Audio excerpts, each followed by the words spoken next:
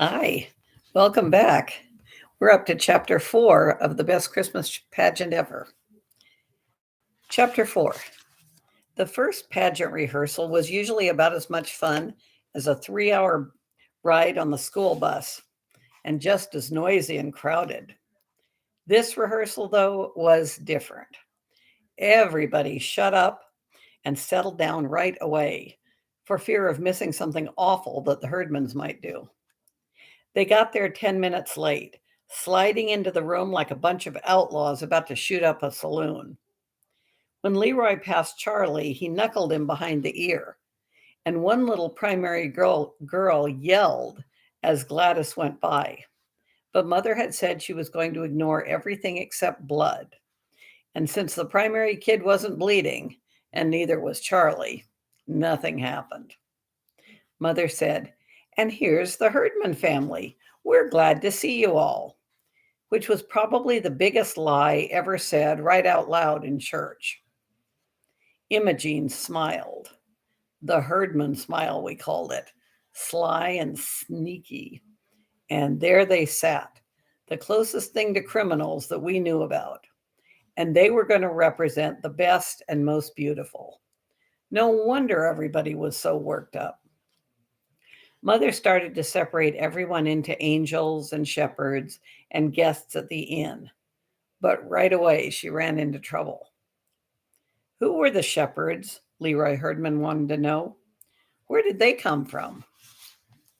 Ollie Herdman didn't even know what a shepherd was. Or anyway, that's what he said. What was the inn? Claude asked. What's an inn? It's like a motel, somebody told him, where people go to spend the night. What people? Claude said. Jesus? Oh, honestly, Alice Wendelken grumbled. Jesus wasn't even born yet. Mary and Joseph went there. Why? Ralph asked. What happened first? Imogene hollered at my mother. Begin at the beginning. That really scared me because the beginning would be the book of Genesis, where it says, in the beginning. And if we were going to have to start with the book of Genesis, we'd never get through. The thing was, the Herdmans didn't know anything about the Christmas story. They knew that Christmas was Jesus' birthday, but everything else was news to them. The shepherds, the wise men, the star, the stable, the crowded inn. It was hard to believe. At least it was hard for me to believe. Alice Wendelken said she didn't have any trouble believing it. How would they find out about the Christmas story, she said. They don't even know what a Bible is. Look what Gladys did to that Bible last week. While Imogene was snitching money from the collection plate in my class, Gladys and Ollie drew mustaches and tails on all the disciples in the primary grade illustrated Bible. They never went to church in their whole life till your little brother told them we get refreshments, Alice said. And all you ever hear about Christmas in school is how to make ornaments out of aluminum foil. So how would they know about the Christmas story? She was right, of course. They might have read about it, but they never read anything except amazing comics. And they might have heard about it on TV, except that Ralph paid 65 cents for their TV at a garage sale. And you couldn't see anything on it unless somebody held onto the antenna. Even then, you couldn't see much. The only other way for them to hear about the Christmas story was from their parents. And I guess Mr. Herdman never got around to it before he climbed on the railroad train. And it was pretty clear that Mrs. Herdman had given up ever trying to tell them anything. So they just didn't know. And Mother said she had better begin by reading the Christmas story from the Bible. This was a pain in the neck to most of us because we knew the whole thing backward and forward and never had to be told anything except who we were supposed to be and where we were supposed to stand. Joseph and Mary, his espoused wife, being great with child. Pregnant, yelled Ralph Herdman. Well, that stirred things up. All the big kids began to giggle, and all the little kids wanted to know what was so funny.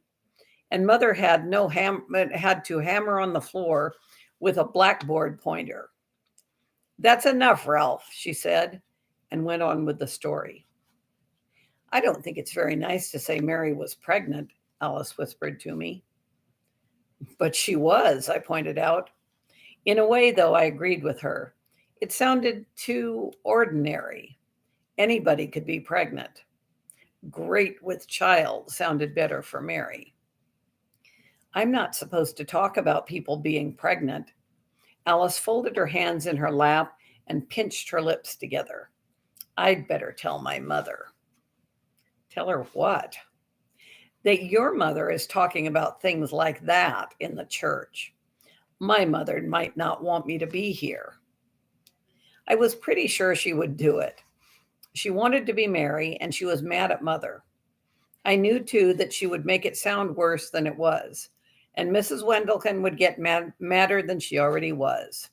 Mrs. Wendelken didn't even want cats to have kittens or birds to lay eggs, and she wouldn't let Alice play with anybody who had 2 rabbits. But there wasn't much I could do about it except pinch Alice, which I did. She yelped, and Mother separated us and made me sit beside Imogene Herdman and sent Alice to sit in the middle of the baby angels. I wasn't crazy to sit next to Imogene. After all, I'd spent my whole life staying away from Imogene, but she didn't even notice me. Not much, anyway. "Shut up," was all she said. "I want to hear her." I couldn't believe it. Among other things, the Herdmans were famous for never sitting still and never paying attention to anyone, teachers, parents, their own or anybody else's, the truant officer, the police. Yet here they were, eyes glued on my mother and taking in every word. "What's that?" they would yell whenever they couldn't understand the language. And when Mother read about there being no room at the inn, Imogene's jaw dropped and she sat up in her seat. "My gosh," she said, "not even for Jesus?" I saw Alice purse her lips together, so I knew that was something else Mrs. Wendelken would hear about: swearing in church. "Well, now, after all," Mother explained, "nobody knew the baby was going to turn out to be Jesus." "You said Mary knew," Ralph said. "Why didn't she tell them?" "I would have told them," Imogene put in. "Boy, would I have told them. What was the matter with Joseph that he didn't tell them? Her pregnant and everything," she grumbled. "What was that they laid the baby in?" Leroy said. "That manger. Is that like a bed? Why would they have a bed in a barn?" "That's just the point," Mother said. "They didn't have a bed in the barn. So Mary and Joseph had to use whatever there was. What would you do if you had a new baby and no bed to put the baby in?" "We put Gladys in a bureau drawer," Imogene volunteered. "Well, there you are," Mother said, blinking a little. "You didn't have a bed for Gladys, so you used something else." "Oh, we had a bed," Ralph said, "only Ollie was still in it, and he wouldn't get out. He didn't like Gladys." He elbowed Ollie. "Remember how you didn't like Gladys?" I thought that was pretty smart of Ollie, not to like Gladys right off the bat. "Anyway," Mother said, "Mary and Joseph used the manger. A manger is a large wooden feeding trough for animals." "What were the wadded up clothes?" Claude wanted to know. "The what?" Mother said. "You read about it. She wrapped him in wadded up clothes." "Swaddling clothes," Mother sighed. "Long ago, people used to wrap their babies very tightly in big pieces of material so they couldn't move around. It made the babies feel cozy and comfortable." I thought it probably just made the babies mad. Till then, I didn't know what swaddling clothes were either, and they sounded terrible. So I wasn't too surprised when Imogene got all excited about that. "You mean they tied him up and put him in a feed box?" she said. "Where was the child welfare?" The child welfare was always checking up on the Herdmans. I'll bet if the child welfare had ever found Gladys all tied up in a bureau drawer, they would have done something about it. And lo, the angel of the Lord came upon them, Mother went on, and the glory of the Lord shone around them, and Shazam! Gladys yelled, flinging her arms out and smacking the kid next to her. What? Mother said. Mother never read Amazing Comics. Out of the black night with horrible vengeance, the mighty Marvo. I don't know what you're talking about, Gladys, Mother said. This is the angel of the Lord who comes to the shepherds in the fields and out of nowhere, right? Gladys said. In the black night, right? Well, Mother looked unhappy. In a way. So Gladys sat back, looking very satisfied, as if this was at least one part of the Christmas story that made sense to her. Now, when Jesus was born in Bethlehem of Judea, Mother went on reading, behold, there came wise men from the east to Jerusalem, saying, That's you, Leroy, Ralph said, and Claude and Ollie, so pay attention. What does it mean, wise men? Ollie wanted to know. Were they like school teachers? No, dumbbell, Claude said. It means like President of the United States. Mother looked surprised and a little pleased, like she did when Charlie finally learned the times tables up to 5. Why, that's very close.